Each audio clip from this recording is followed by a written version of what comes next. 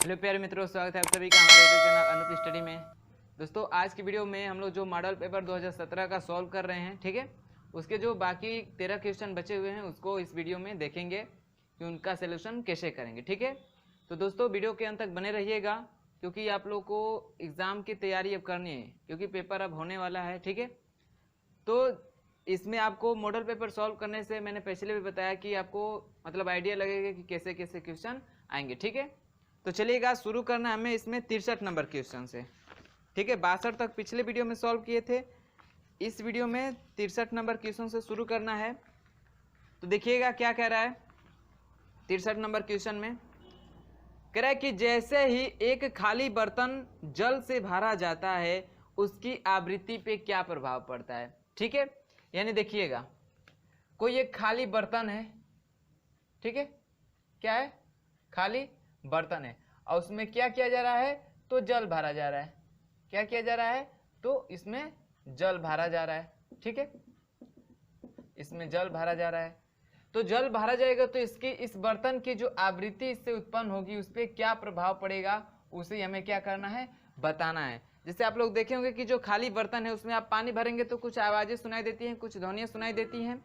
तो भाई ध्वनि सुनाई देगी तो आवृत्ति जरूर उत्पन्न होगी उस बर्तन द्वारा, तभी तो ध्वनि सुनाई देगी, कंपन होगा उसमें आवृत्ति होगी तभी तो ध्वनि सुनाई देगी। ठीक है, तो आप देखे होंगे कि जैसे जैसे जल भरा जाता है तो उस ध्वनि का जो मतलब जो ध्वनि है उसमें उसके जो आवाज़ है उसमें इफेक्ट भी, यानी उसके जो आवाज़ है उसमें भी कुछ आपको चेंजेस मिलता होगा। ठीक है, कि जब खाली था तब भर रहे थे तो कैसी आवाज़ आ रही थी, जैसे जैसे भर रहा था तब देखेंगे कैसी कैसी आवाज़ आ रही, तो आवाज़ों में थोड़ी चेंजेस मिलती है। ठीक है, तो उसी आवृत्ति को पूछ रहा है कि उस आवृत्ति पे क्या प्रभाव पड़ता है। ठीक है, तो देखिएगा भाई जब इसको हम जल मान लीजिए जब खाली है, एकदम खाली बर्तन है, ठीक है, तो इसमें क्या भरा हुआ है, वायु भरा हुआ है। ठीक है, और जैसे जैसे इसमें जल डालेंगे तो जब जल भरना शुरू होगा तो ये जो वायु पूरे बर्तन में भरा था अब क्या होगा, उसकी लंबाई जो वायु स्तंभ है, ठीक है, इसमें जो वायु स्तंभ है, वायु स्तंभ है वो उसकी जो लंबाई होगी, वायु स्तंभ की लंबाई वो क्या होगी, कम होती जाएगी।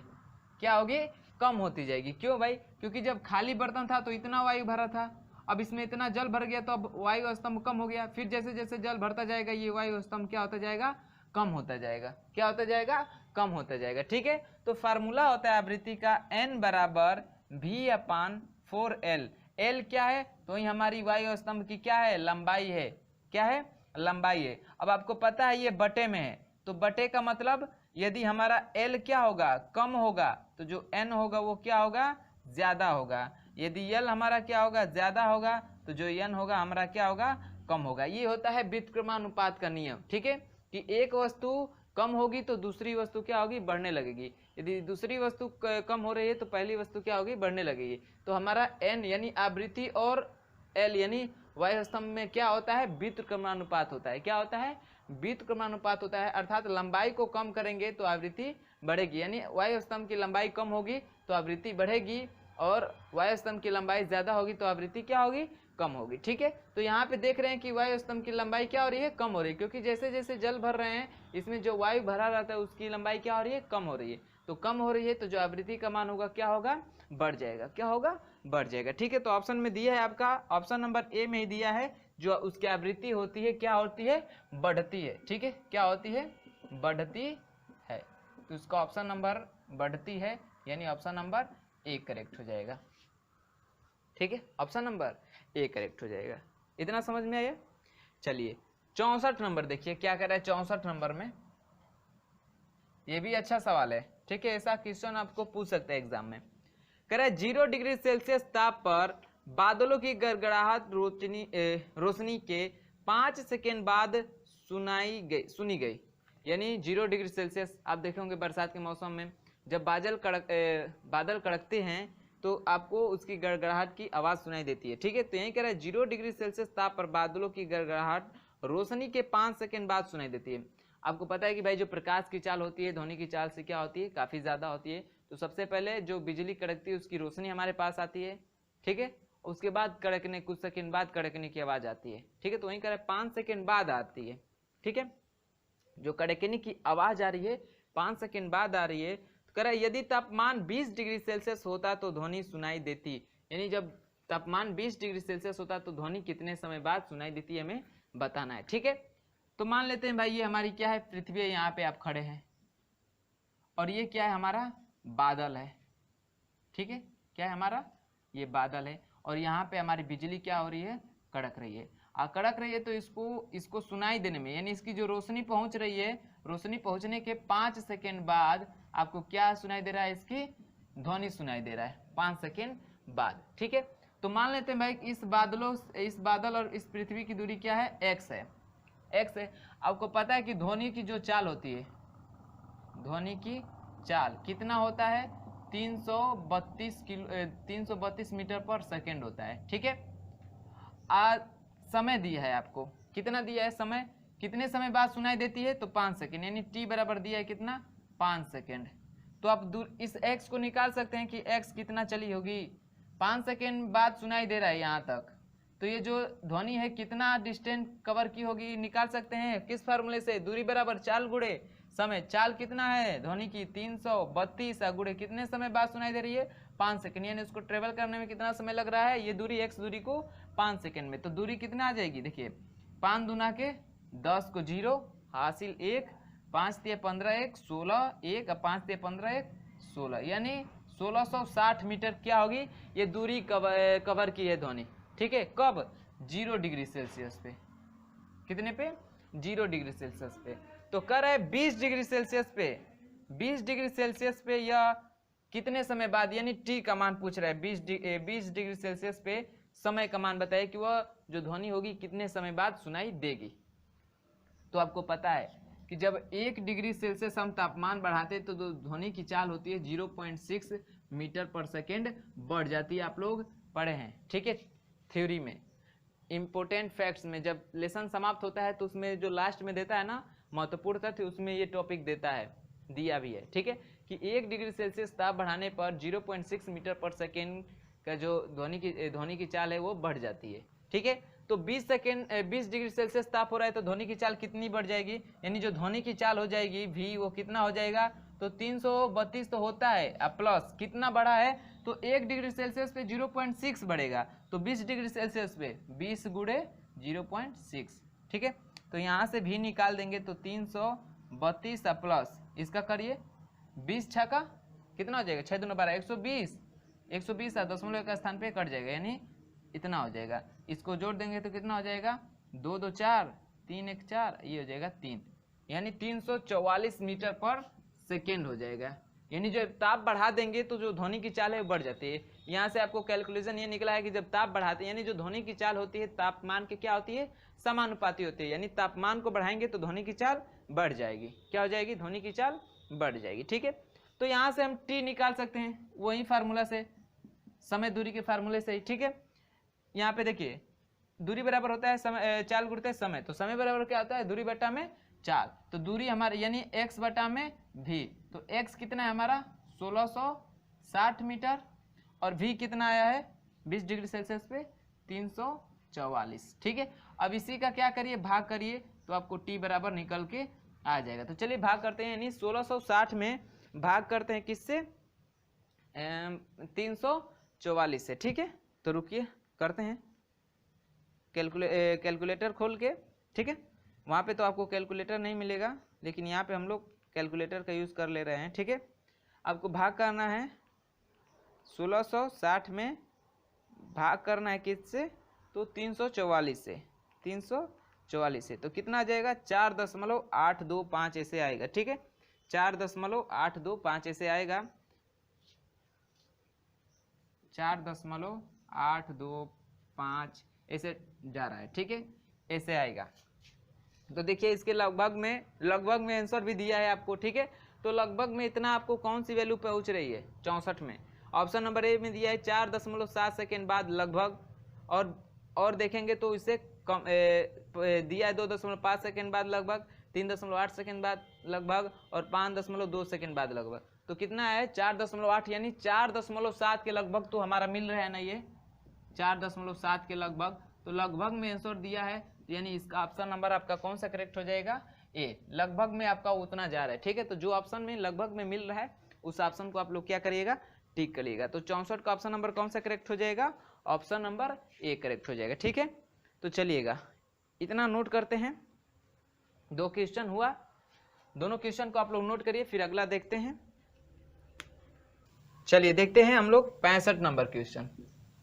ठीक है, 65 नंबर क्वेश्चन क्या कह रहा है, यदि ध्वनि की तीव्रता 20 गुनी कर दी जाए तो ध्वनि स्तर कितने डेसिबल बढ़ जाएगा, ध्वनि स्तर कितने डेसिबल बढ़ जाएगा। तो फार्मूला क्या होता है, L बराबर 10 log I/I0। ठीक है, ये फार्मूला होता है। तो मान लीजिए हमारा प्रारंभिक में, ठीक है, प्रारंभिक में जो हमारा ध्वनि की तीव्रता है वो क्या है, I है। ठीक है, तो जो हमारा ध्वनि स्तर होगा, ध्वनि स्तर वो क्या होगा, L1 होगा। ठीक है, और क्या किया जा रहा है, उसको बढ़ाकर कितना किया जा रहा है, कितना कर दिया जा रहा है, 20 गुना बढ़ा दिया, यानी 20 I कर दिया जा रहा है। तो अब जो हमारा ध्वनि स्तर हो जाएगा कितना हो जाएगा, L2 हो जाएगा। तो इसके अनुसार हम इक्वेशन बनाए तो क्या बनेगा, L1 बराबर 10 log I/I0। ठीक है, प्रारंभिक के लिए बनेगा, प्रारंभिक के लिए। और बाद के लिए क्या बनेगा, इसको इक्वेशन फर्स्ट बना देते हैं। ठीक है, और बाद के लिए क्या बनेगा, L2 बराबर 10 log 20I, क्योंकि अब इस तीव्रता को 20 गुना कर दे रहे हैं, 20 से गुणा कर दीजिए उसमें अपान I0। इसको इक्वेशन क्या बना दीजिए, सेकेंड बनाए। तो कह रहे हैं कितने की वृद्धि हो जाएगी, तो वृद्धि के लिए क्या करेंगे, दूसरे इक्वेशन में से फर्स्ट को घटाएंगे। यानी मान लीजिए मेरे पास अब 10 रुपये है, ठीक है, और बाद में 15 रुपये हो जा रहा है, तो कितना वृद्धि हुआ है, तो 15 में से 10 घटाएंगे तभी तो मालूम चलेगा कितना वृद्धि हुआ है, 5 रुपये का। तो 15 में से 10 घटाएं तभी तो आया है 5। तो उसी तरह इसको करेंगे कि कितना वृद्धि हुआ है, ध्वनि स्तर में कितने डेसिबल का बढ़ जाएगा, तो उसकी वृद्धि निकालने के लिए इक्वेशन सेकेंड में से इक्वेशन फर्स्ट को घटाएंगे। ठीक है, तो इक्वेशन सेकेंड में से इक्वेशन फर्स्ट को घटाते हैं तो क्या हो जाएगा, देखिए L2 माइनस L1 बराबर क्या हो जाएगा, 10 log। ठीक है, आप लोग नियम जानते होंगे, भाग का नियम लॉग में, कि यदि माइनस हो, ठीक है, यानी क्या हो, log m minus log n हो, तो क्या उसको क्या लिखते हैं, log m/n लिखते हैं। ठीक है, तो उसी तरह इसको भी करेंगे, माइनस करेंगे, इसका मतलब log एक बार होगा 10 log I/I0 minus 10 log 20 I/I0। ठीक है, तो उसको लिख सकते हैं 10 log I/20 ना, क्योंकि पहले सेकेंड को ना लेंगे तो इसको लिखेंगे, तो log उसके बाद से ये m होगा, यानी ये m होगा और ये n होगा। इस फार्मूले में जब इसको लिखेंगे तो ठीक है, तो m/n होता है, तो m का मान कितना है, तो 20 I/I0। ठीक है, और इसका बटा ऐसे लिखते हैं 20 I/I0, इसका बटा कितना हो जाएगा, n, m/n होता है, n कितना है, तो I/I0।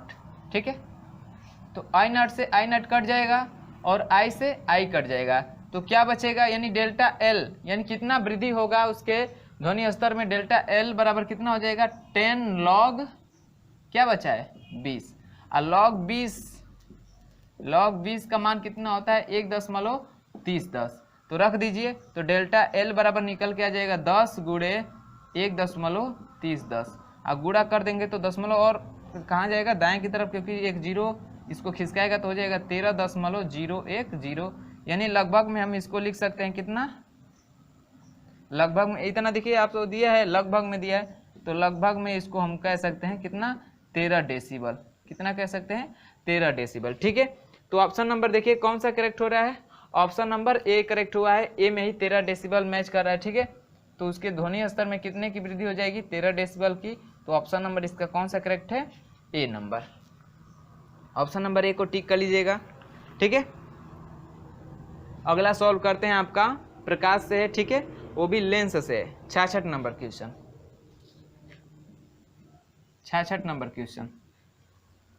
ठीक है, क्या कह रहा है कि एक उत्तल लेंस के सामने, ये थोड़ा लंबा होगा क्योंकि भाई इसके देख लेते हैं, ठीक है। इसको आप लोग नोट करिए, इसको मिटा के उसको सॉल्व करते हैं 66 नंबर का, ठीक है, क्योंकि थोड़ा लंबा होगा, नोट कर लीजिएगा इतना।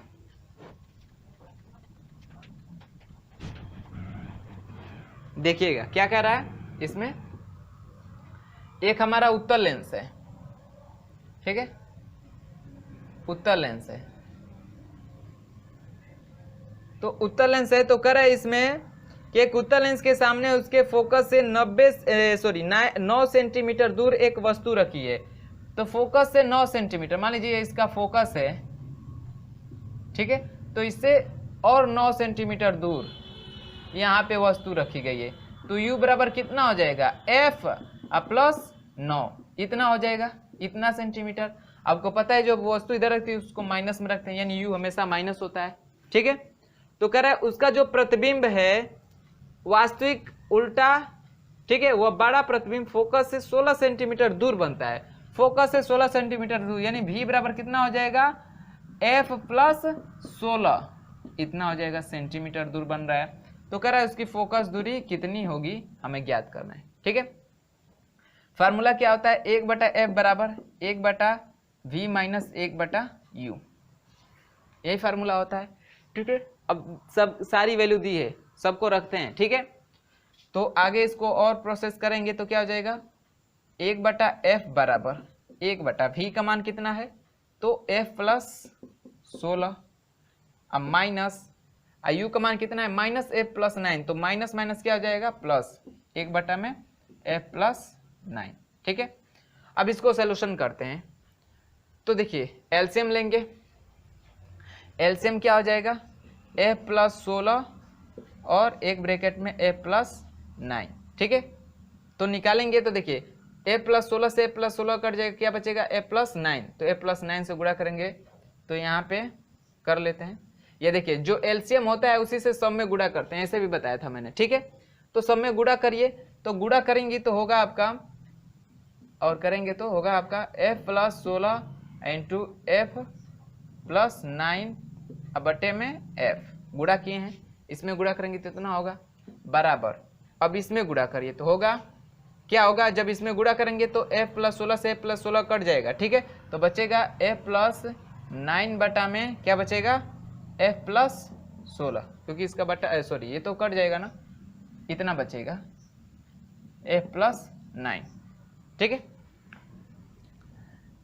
चलिए क्योंकि गुणा किए हैं तो इससे ये क्या करेगा, f प्लस 16 से f प्लस 16 को कट जाएगा तो इतना बचेगा, अब प्लस f प्लस 9 में अब इसका गुणा करेंगे, ठीक है, तो इससे ये कट जाएगा तो बचेगा क्या, f प्लस 16। अब सोल्व करिए यहाँ से, अब इसका गुणा करते हैं, ठीक है। तो गुणा करिए कितना हो जाएगा, f स्क्वायर प्लस इसका, अब इस देखिए अब इसका इसमें गुणा करेंगे तो 9f और 9f और 16f कितना हो जाएगा, 16 ना 25f, अब प्लस कितना हो जाएगा, 16 9 कितना होता है, 16 9 144, तो 144 बटा में f बराबर कितना हो जाएगा, f 2f बराबर सॉरी प्लस 16 ना 25, 16 ना 25, ठीक है। अब फिर क्या करते हैं, यहाँ से तिर्यक गुणा करते हैं, तिर्यक गुणा करिए तो ये तो इसका कुछ नहीं तो 1 है, तो गुणा करेंगे तो उतना ही हो जाएगा, f स्क्वायर प्लस 25f, ठीक है, 25f प्लस 144 बराबर, अब इसका गुणा करिए तो हो जाएगा 2f स्क्वायर प्लस 25f। देखिए 25f इधर भी है, 25f इधर भी है, दोनों का साइन सेम है तो कट जाएगा, कट जाएगा। और ये 2f स्क्वायर है और ये f स्क्वायर है, तो इसको उधर ले जाइए तो क्या हो जाएगा, 2f स्क्वायर है, इसको इधर ले जाएंगे तो माइनस f स्क्वायर बराबर कितना हो जाएगा, 144। तो यहाँ से देखिए 2f में से एक f कट जाएगा तो घट जाएगा, तो कितना हो जाएगा, f स्क्वायर बराबर 144। तो हमें f का मान निकालना है, तो स्क्वायर को उधर ले जाएंगे तो अंडर रूट कर देगा, तो 144। अब 144 का अंडर रूट आप जानते हैं कितना होता है, 12, तो उसकी फोकस दूरी कितना आ जाएगी, 12 सेंटीमीटर, कितनी आ जाएगी, 12 सेंटीमीटर। तो ऑप्शन में दिया है आपका, ऑप्शन में दिया है देखिए 12 सेंटीमीटर। तो देखिए ये है उत्तल लेंस, क्या है, उत्तल लेंस। तो आपको जो चिन्ह पर पाटी का नियम है, दोनों का सेम होता है, ठीक है, दोनों में सेम होता है, दर्पण हो या लेंस हो, क्या होता है, सेम होता है। और यहाँ पे आप सोल्यूशन भी किए हैं तो क्या है, +12 है। +12 का मतलब समझिए इसका जो फोकस दूरी होती है वो क्या होती है, पॉजिटिव होती है, ठीक है। तो +12 आया है तो 66 का आपका कौन सा ऑप्शन सही हो जाएगा, +12 ऑप्शन नंबर ए करेक्ट हो जाएगा, ठीक है। -12 नहीं, क्योंकि हमारा आंसर किस में आया है, सॉल्यूशन किए हैं तो किस में आया है, प्लस में है। अब +12 आपका किस में दिया है, ऑप्शन नंबर ए में दिया है, तो इसका ऑप्शन नंबर ए करेक्ट हो जाएगा, ऑप्शन नंबर ए करेक्ट हो जाएगा, ठीक है। चिन्ह पर पाटी का नियम नहीं बदलता है, चिन्ह पर पाटी का नियम नहीं बदलता है, ठीक है। अब यहाँ पे मैं चित्र बनाऊँ तो आप लोग देख लिए होंगे कि सर ये तो इस साइड बनाया है तो ऐसा है, तो नहीं भाई, चलिए ऐसे भी कर लेंगे आप लोग, ठीक है। मान लीजिए इसकी मुख्य फोकस इधर ही होता है एफ, तो मान लीजिए एफ है, ठीक है, ये दूरी क्या है हमारी, एफ है, तो एफ से 9 सेंटीमीटर दूरी पे रखा गया है, तो एफ ये है, ऐसे 9 सेंटीमीटर समझिए ये दूरी है टोटल, तो फिर भी वस्तु की दूरी क्या हो जाएगी, एफ + 9, ठीक है। चलिएगा, ठीक है। और आपको पता भी है कि जो लेंस होते हैं उसमें 2 फोकस होते हैं, एक ये फोकस होता है, एक यहाँ पे भी फोकस होता है, और जो दोनों फोकस होता है समान होता है, ठीक है। ये प्रथम फोकस होता है और ये मुख्य फोकस होता है, तो एफ और F' होता है, ठीक है। तो चलिएगा, इसको आप लोग नोट कर लीजिएगा इतना, इसका ऑप्शन नंबर ए करेक्ट हुआ है 12, ठीक है। इतना नोट करने के बाद हम लोग देखते हैं आगे 67 नंबर क्वेश्चन, नोट कर लीजिएगा इतना, ऑप्शनल है ये शायद, नोट करिए। चलिएगा देखिएगा 67 नंबर क्वेश्चन क्या कह रहे इसमें, कह रहा है कि वस्तु तथा स्क्रीन के बीच लेंस की 2 स्थितियों में यदि आवर्धन m1 व m2 हो तथा लेंस की दोनों स्थितियों की दूरी d हो तो लेंस की फोकस दूरी f क्या होती है, ठीक है। तो इसका आप डायरेक्ट फार्मूला बता सकते हैं कि जो f बराबर होता है d/m1 - m2 होता है, ठीक है, यही आपका फार्मूला होता है। तो यहाँ से आप याद किए हैं तो डायरेक्ट मार सकते हैं, नहीं तो इसका आप लोग डेरिवेशन भी देख लीजिए। यहाँ पे फार्मूला क्या होता है लेंस का फार्मूला क्या होता है, 1/v - 1/u, ठीक है, बराबर 1/f लेंस के लिए होगा, और दर्पण के लिए क्या होता है, प्लस का फार्मूला होता है, ठीक है। तो चलिए, तो आप प्लस माइनस दोनों लेके चल सकते हैं, ठीक है। तो आप जो भी लेना चाहें ले सकते हैं, या आपको एक फार्मूला हम लोगों ने दिखाया था, या देख लीजिए भाई यहीं पे सॉल्यूशन उसका, वो फार्मूला भी आपको याद आ जाएगा जब देखें सॉल्यूशन कराएंगे तो हाँ कहेंगे हाँ सर ये फार्मूला आप लोग दिखाए थे, ठीक है। क्या करिए कि सब में ऊपर क्या करिए, यू से गुणा कर दीजिए, यू से गुणा कर दीजिए दोनों पक्षों में करने पर, ठीक है। आप लोग ये फार्मूला याद कर लीजिएगा, डायरेक्ट टिक कर लीजिएगा, मैं आप लोग को यहाँ पे डेरिवेशन दिखा रहा हूँ, ठीक सिर्फ, ठीक है। चलिए तो क्या हो जाएगा u/v, ठीक है, क्या सॉरी v से गुणा कर दीजिए, v से, तो क्या आ जाएगा v/v प्लस माइनस v/u बराबर v/f, ये होगा। तो v से v कैंसिल हो जाएगा तो क्या आ जाएगा 1 प्लस माइनस v/u बराबर v/f। आवर्धन बराबर आप लोग जानते हैं m बराबर क्या होता है, I/O बराबर -v/u होता है, ठीक है। तो यहाँ से आप रख सकते हैं v/u के जगह पे क्या m, ठीक है, m रख सकते हैं, तो क्या हो जाएगा यहाँ पे 1 प्लस m यानी प्लस माइनस m बराबर कितना हो जाएगा v/f, ठीक है। तो हमें निकालना है v का मान, ठीक है, v का मान, तो क्या होगा यहाँ से f जाके गुणा जाएगा, तो 1 plus minus m into f बराबर क्या हो जाएगा v। तो यहाँ से आपको फार्मूला एक बार दिखाया गया था, v बराबर 1 प्लस m इन ब्रैकेट में और इंटू f, ये आपको फार्मूला दिखाया गया था, ठीक है, ये फार्मूला आपको दिखाया गया था। तो ये फार्मूला है, प्लस माइनस लेके आप चल सकते हैं, ठीक है। तो हम चलिए जनरली प्लस पे ले जाते हैं, किस पे ले जाते हैं, प्लस पे, ठीक है। चलिए लिख लेते हैं, हम प्लस पे ले जा रहे हैं, ठीक है। तो कह रहा है कि उसके जो आवर्धन है m1 m2 है और दोनों स्थितियों में जो दूरी है वो d है, ठीक है, दोनों स्थिति में जो दूरी है d है। तो मान लीजिए पहली स्थिति में जो उसका स्थिति है प्रतिबिंब की वो v1 है और दूसरी कंडीशन में v2 है, ठीक है। पहली स्थिति में उसका क्या है v1 है और दूसरी कंडीशन में v2 है प्रतिबिंब की स्थिति। तो v1 बराबर क्या हो जाएगा 1 प्लस आवर्धन क्या है m1 इंटू एफ, और इसको इक्वेशन फर्स्ट बना दीजिए। और दूसरी स्थिति में v2 बराबर 1 plus m2 into F, equation second बना दीजिए।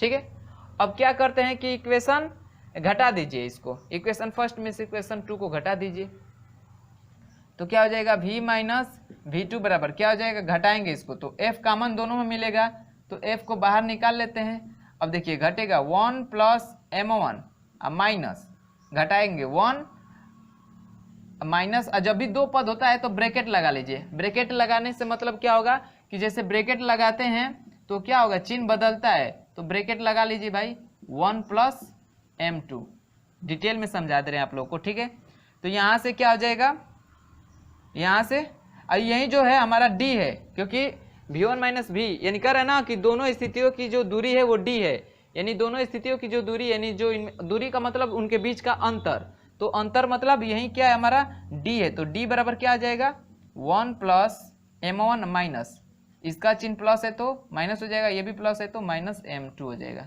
Into F, minus plus cut जाएगा, तो हमें f निकालना है, तो यहाँ से f बराबर निकालेंगे तो क्या बचा है यहाँ पे m1 माइनस m2, तो ये किस में है, गुणा में है ना, चलिए लिख लेते हैं, d बराबर क्या हो जाएगा m1 minus m2 into F. ठीक है, तो यहाँ से हो जाएगा, तो यहाँ से f निकालेंगे तो क्या आ जाएगा d, ये गुणा में है तो बट्टा में चला जाएगा क्या m1 माइनस m2, ये हो गया हमारा फार्मूला, यही लिखे थे ना f बराबर d अपन m1 माइनस m2। तो यहाँ पे आप लोग इसका डेरिवेशन भी देख लिए। ठीक है, तो कौन सा फार्मूला करेक्ट हो जाएगा इसका, d अपन m1 minus m2, option number B correct हो जाएगा इसका। ठीक है, ऑप्शन नंबर बी को आप लोग टिक कर लीजिए। बात समझ में आई है, चलिएगा तो इतना नोट कर लीजिएगा, जहां पे भी न समझ में आएगा एक बार रिवर्स करके देख लीजिएगा। हम लोग अगला देखते हैं 68 नंबर क्वेश्चन, नोट करिएगा इसे।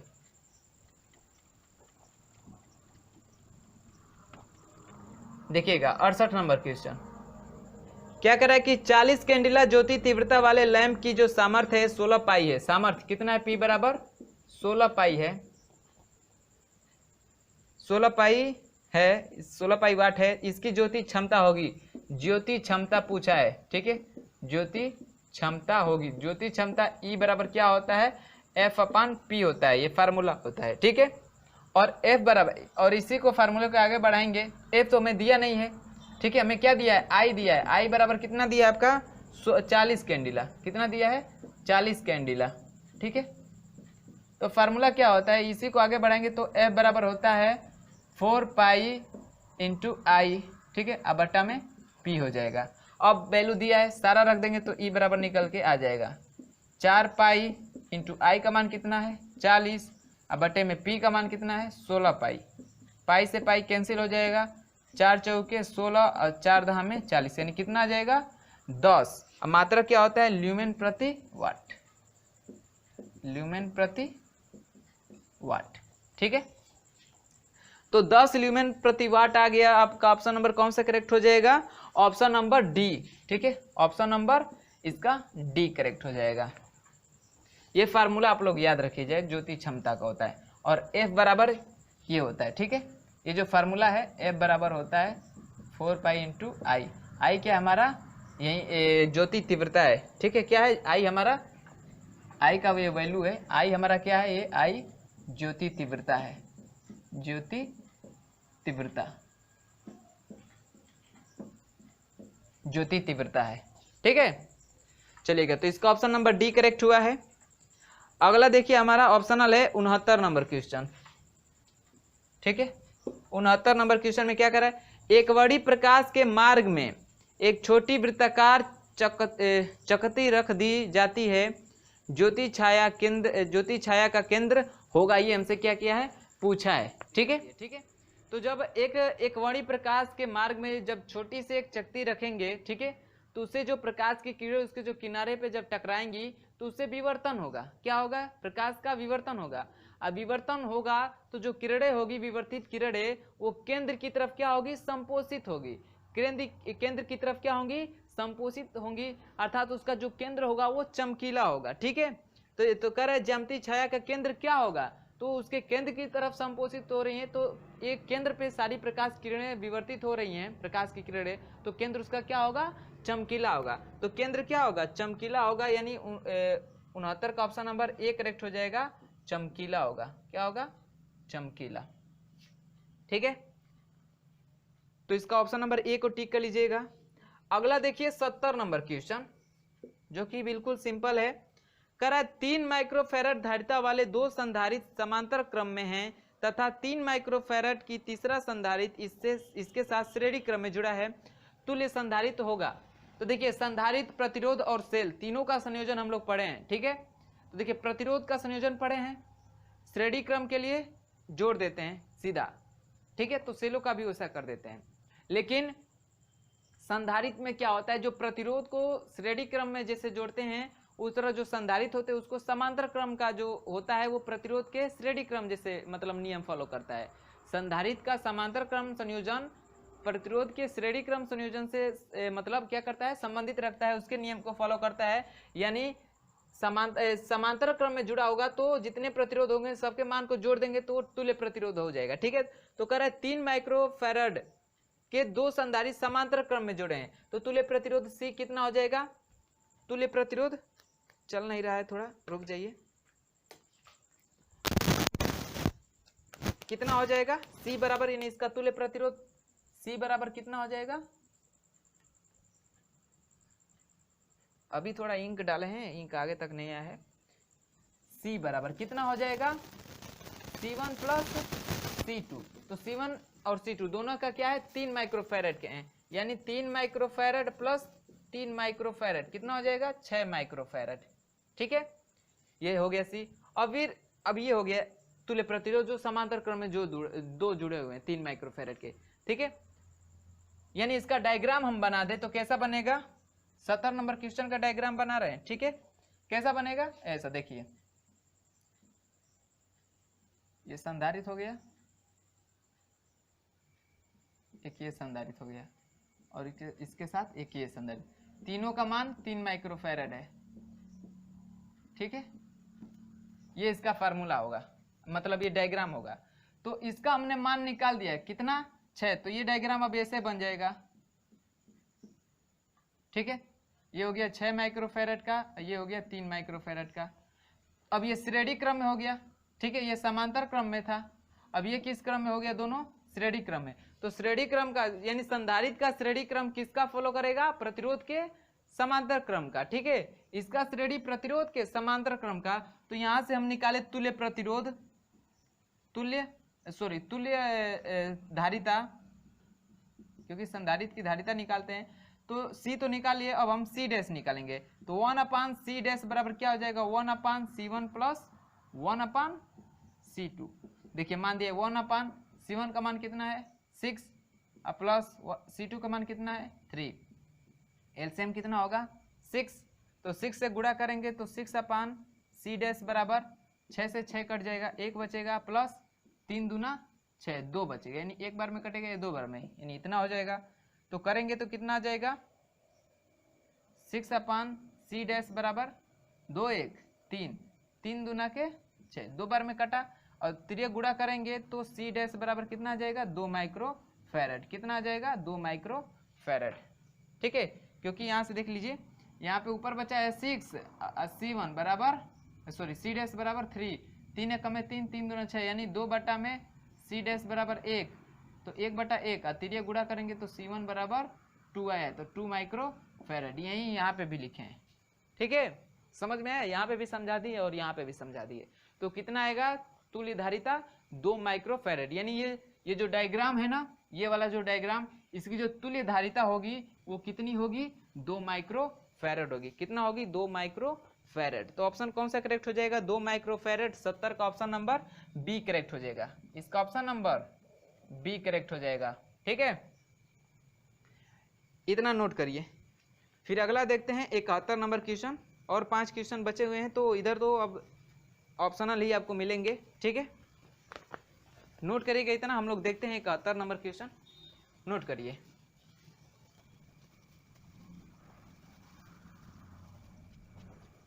चलिएगा, देखिए 71 नंबर क्वेश्चन। देखिए भाई, इतनी गर्मी में आप लोग के लिए मेहनत की जा रही है, तो जितने लोग वीडियो देख रहे हैं वीडियो को लाइक ज़रूर करिएगा, ठीक है। देखिए कह रहा है कि निम्न में से कौन सा वक्र धारितीय प्रतिघात यानी XC का आवृत्ति F के साथ सही विचरण व्यक्त करता है, ठीक है। तो क्या होता है फार्मूला, ठीक है। XC बराबर होता है 1/ω/c, फार्मूला होता है, पढ़े भी हैं आप लोग, ठीक है, चैप्टर में। और ओमेगा बराबर क्या होता है 2πf होता है, ठीक है। तो यहाँ से XC बराबर क्या हो जाएगा 1/2πfc, ये फार्मूला हो जाएगा। हमें इसमें और इसमें बताना है क्या मतलब कौन सा इसमें डायग्राम होगा, इनके बीच होगा। तो यहाँ से हम इन सबको कांस्टेंट माने तो XC प्रोपोर्शनल यानी व्युत्क्रमानुपात 1/f होगा, यानी जो आवृत्ति है वो XC यानी धारितीय प्रतिघात के क्या है व्युत्क्रमानुपात में है, ठीक है। यानी XC बढ़ेगा तो जो हमारा F है वो क्या होगा घटेगा, ठीक है। तो अब इसमें आपको इस डायग्राम को देख के आपको बताना है कि क्या हो रहा है, ठीक है। चलिएगा, तो घटेगा, ठीक है। तो जो आपका पहला है वो तो डायरेक्ट बना है, तो वो भाई ऐसे मतलब डायरेक्ट दे दिया, तो ये तो होगा नहीं। और दूसरा आपको एक समान वाला बताता है। ऑप्शन नंबर सी में देखिए, ऑप्शन नंबर सी में ऐसे बनाया है, ठीक है। यानी XC की जो वैल्यू है XC की, ठीक है, जैसे जैसे ये बढ़ेगी, ठीक है, जैसे जैसे ये बढ़ेगा तो इसका जो मान है F का, ये F है और ये XC है, ठीक है। तो जैसे जैसे इसका मान बढ़ेगा F की वैल्यू क्या होगी घटेगी, ठीक है, F की वैल्यू क्या होगी घटेगी। बात समझ में आई है। तो ये आपका जो ऑप्शन नंबर सी है 71 का, वो क्या हो जाएगा इसका करेक्ट हो जाएगा, यानी जो सी वाला डायग्राम है इनके विचरण को व्यक्त करते हैं, ठीक है। ऑप्शन नंबर सी को टिक कर लीजिएगा। 72 नंबर देखिए ऑप्शनल है, 72 नंबर क्या कह रहा है, ये कह रहा है कि यदि एक चुंबकीय पदार्थ चुंबकीय क्षेत्र के तीव्र भाग से क्षीण भाग की ओर जाता है तो यह होता है। तो मैंने आपको बताया था, ठीक है, और क्या बताया था कि जो अनुचुंबकीय होते हैं, अनुचुंबकीय, ठीक है, अणु जो चुंबकीय होते हैं वो कम से, ठीक है, कम से कहाँ जाते हैं ज्यादा तीव्रता वाले, ठीक है। और जो प्रति चुंबकीय होते हैं, प्रति चुंबकीय, वो ज्यादा चुंबकीय क्षेत्र वाले से किधर जाते हैं कम की तरफ, ठीक है, कम की तरफ जाते हैं। मैंने बताया था, पढ़ाया था। तो यहाँ पे कह रहा है कि कहाँ गया जी, हाँ, कह रहा है यदि एक चुंबकीय पदार्थ चुंबकीय क्षेत्र की तीव्रता भाग से, तीव्र भाग से, सॉरी, चुंबकीय क्षेत्र के तीव्र भाग से यानी ज्यादा भाग से कहाँ जा रहा है क्षीण भाग की ओर यानी कम भाग की ओर जा रहा है, तो वह होगा क्या होगा भाई प्रति चुंबकीय। प्रति चुंबकीय तो ज्यादा से कम की तरफ जाता है और अनुचुंबकीय कम से ज्यादा की तरफ जाता है, ठीक है। तो इसका ऑप्शन कौन सा सही हो जाएगा प्रति चुंबकीय, यानी 72 का ऑप्शन नंबर ए करेक्ट हो जाएगा, ठीक है। इससे पहले से भी टिक मारा गया है, इसका ऑप्शन नंबर ए करेक्ट होगा, ठीक है। चलिएगा अगला देखते हैं 73 नंबर ऑप्शन है, ये भी कह रहा है पूर्ण सूर्य ग्रहण के समय सौर विकिरण में होता है, क्या होता है अधिक संख्या में काली फ्राउनहोफर रेखाएं, बी कह रहा है कम संख्या में काली फ्राउनहोफर रेखाएं, सी कह रहा है कोई नहीं, और डी कह रहा है सभी फ्राउनहोफर रेखाएं चमकीली रंगीन रेखाओं में बदल जाती हैं। तो पूर्ण, जब देखे होंगे पूर्ण सूर्य ग्रहण के समय तो आपको एक रिंग टाइप का दिखाई देता है एकदम, ठीक है, जिसको किरीट बोलते हैं, कोरोना भी बोलते हैं उसको, ठीक है। तो क्या होती है उस समय जितनी भी आपकी जो फ्राउनहोफर रेखाएं होती है वो चमकीली दिखाई देती हैं, तभी तो एक रिंग टाइप का दिखाई देता है आपको, ठीक है। तो यहाँ पे जो विकिरण सौर विकिरण होती हैं वो सभी फ्राउनहोफर रेखाएं जो होती है चमकीली रंग रेखाओं में बदल जाती हैं, ठीक है। यानी जो 73 है, 73 नंबर क्वेश्चन है, इसका ऑप्शन नंबर कौन सा करेक्ट हो जाएगा, ऑप्शन नंबर डी करेक्ट हो जाएगा। कौन सा करेक्ट हो जाएगा, ऑप्शन नंबर डी करेक्ट हो जाएगा, ठीक है। तो ऑप्शन नंबर इसके डी को टिक कर लीजिए, क्योंकि उस समय पूर्ण सूर्य ग्रहण के समय आपका एक गोल सा ऐसे दिखाई देने लगता है किरीट, ठीक है। और ये जो भाग होता है एकदम बहुत ही चमकीला होता है, ठीक है। तो इसकी जो फ्राउनहोफर रेखाएं होती हैं सारी वो चमकीला हो जाती हैं, चमकीली रेखाओं में बदल जाती हैं, ठीक है।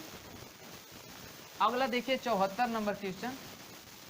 74 नंबर क्वेश्चन क्या कर रहा है कि यदि यदि दो बल्बों 25 वाट 220 वोल्ट व 100 वाट 220 वोल्ट को श्रेणी क्रम में जोड़ा जाए तो कुल शक्ति होगी, ये हमें बताना है। ठीक है, तो न्यूमेरिकल है, इसको सॉल्व करते हैं। तो देखिएगा फार्मूला क्या होता है, जो सामर्थ्य का शक्ति का जो फार्मूला होता है श्रेणी क्रम के लिए क्या होता है, P बराबर P1 इंटू P2 अपान P1 प्लस P2, ये हमारा फार्मूला होता है। ठीक है, फार्मूला ये याद रखिएगा। अब देखिए क्वेश्चन में दिया है P1 बराबर, ठीक है, P1 बराबर देखिए कितना दिया है, वाट, मात्रक से भी आप लोग समझ जाइएगा, 25 वाट तो समझिए क्या है, P1 है, और 100 वाट मतलब ये P2 है।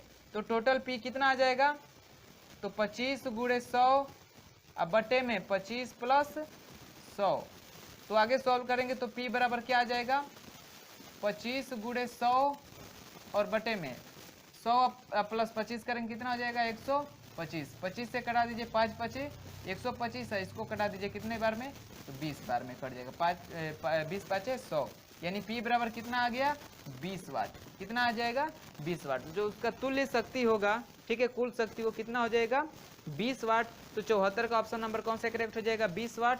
ऑप्शन नंबर डी करेक्ट हो जाएगा। ठीक है, ऑप्शन नंबर डी। तो ये फार्मूला आप लोग याद रखिएगा। ठीक है,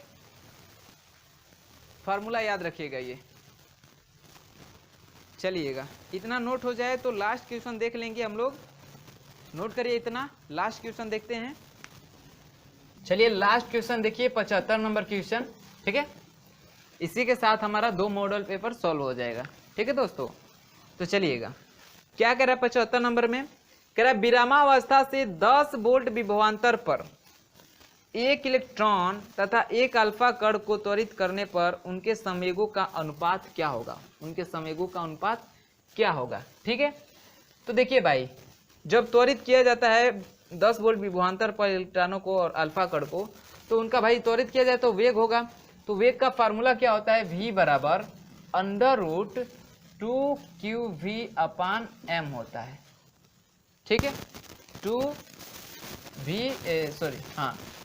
2qv अपान m होता है। ठीक है, ये हमारा क्या होता है, फार्मूला होता है। ठीक है, तो चलिए, तो v बराबर, यानी इस v का मान दिया है, ठीक है, यही वोल्ट है, इसका मान दिया है 100 वोल्ट। ठीक है, तो हम इसको कांस्टेंट माने या इसको पूरा को हम कांस्टेंट माने, क्योंकि इसको भी रखेंगे 100 तो 100 कैंसिल हो जाएगा, आगे सॉल्व करेंगे। ठीक है, तो हम 100 को कांस्टेंट मानेंगे तो v बराबर क्या होगा, √1 अपान m। ठीक है, यानी इसको देखें तो हम ये क्या है, व्युत्क्रमानुपात का नियम है। ठीक है, व्युत्क्रमानुपात है, जो v है वो m के क्या है, व्युत्क्रमानुपात में है। तो हम इसमें रिलेशन निकाले, यानी VE बराबर क्या हो जाएगा, VE बराबर 1 अपान √ में, ठीक है, ME हो जाएगा। और उसी तरह V अल्फा का निकालेंगे तो क्या हो जाएगा, √1 अपान m अल्फा हो जाएगा। ठीक है, तो इसको इक्वेशन फर्स्ट बना दीजिए, इसको इक्वेशन सेकेंड।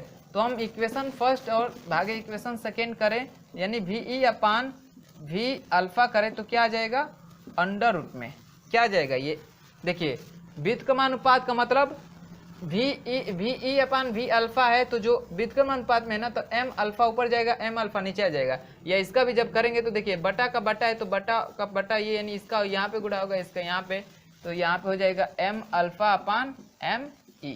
और मैंने बताया भी है, जैसे 1 2 तो 2 1 होता है ना, तो E अल्फा तो अल्फा E होगा व्युत्क्रमानुपात में, मैंने बताया भी है। ठीक है, तो ये हो गया, इसको इक्वेशन थर्ड बना दीजिए। ठीक है, अब आपको संवेग बताना है ना, करे ना कि संवेगों का अनुपात क्या होगा। ठीक है, तो संवेग क्या हो जाएगा भाई, इलेक्ट्रॉन के लिए क्या हो जाएगा, इलेक्ट्रॉन के लिए PE हो जाएगा, और अल्फा कण के लिए क्या हो जाएगा, PA हो जाएगा। ठीक है, तो हमें इसका अनुपात बताना है, यानी PE अपान P अल्फा का अनुपात बताना है। अनुपात का मतलब बट्टा बताना है। ठीक है, तो आपको पता है P बराबर क्या होता है, m इंटू V होता है, m इंटू V होता है, तो क्या हो जाएगा यहाँ पे ME। ठीक है, इलेक्ट्रॉन का है तो ME इंटू VE, अब बटे में अल्फा का है तो m alpha into V alpha. ठीक है, अब देखिए यहाँ से VE अपान V अल्फा का मान हमने निकाला है अभी, VE अपन V अल्फा का मान, तो इक्वेशन थर्ड से, ठीक है, यानी समीकरण थर्ड से, समीकरण थर्ड से क्या हो जाएगा, PE अपन P अल्फा बराबर क्या हो जाएगा, ME बटे में M अल्फा, इसका मान क्या है, अंडर रूट में M अल्फा बटे में ME, यही मान है ना।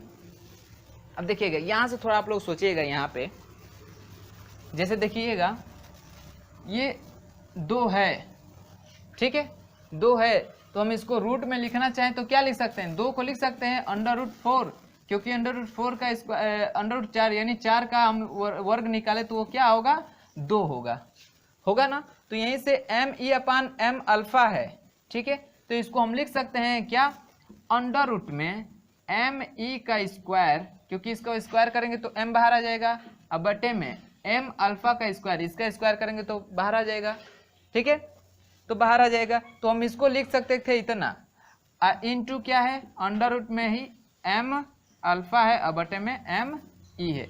तो भाई 2 अंडर रूट में ये भी है, अंडर रूट में ये भी है, यानी M इंटू M है, तो अंडर रूट A हो, अंडर रूट M हो, तो उसको अंडर रूट में A इंटू M लिखते हैं, आप लोग जानते हैं, ठीक है। तो उसी तरह हम क्या करें यहाँ पे, उसी तरह क्या करें, इसको हम 2 अंडर रूट न लगा के हम एक ही अंडर रूट लगा दें, क्योंकि इसको अलग अलग अंडर रूट में लिखने से अच्छा है एक ही अंडर रूट में रख दीजिए। अब देखिए यहाँ से ME से स्क्वायर कट जाएगा और M अल्फा से ये स्क्वायर कट जाएगा, तो क्या हो जाएगा, PE अपान P अल्फा बराबर क्या आया है, अंडर रूट में ME बटे में M अल्फा, क्या आया है, ME बटे में M अल्फा। तो देखिए ऑप्शन में कोई मैच कर रहा है, अंडर रूट में ME अपान M अल्फा, कौन सा मैच कर रहा है, ऑप्शन नंबर C मैच कर रहा है, ठीक है, ऑप्शन नंबर C। तो 75 का ऑप्शन नंबर आपका C करेक्ट हो जाएगा, ऑप्शन नंबर C करेक्ट हो जाएगा, ठीक है,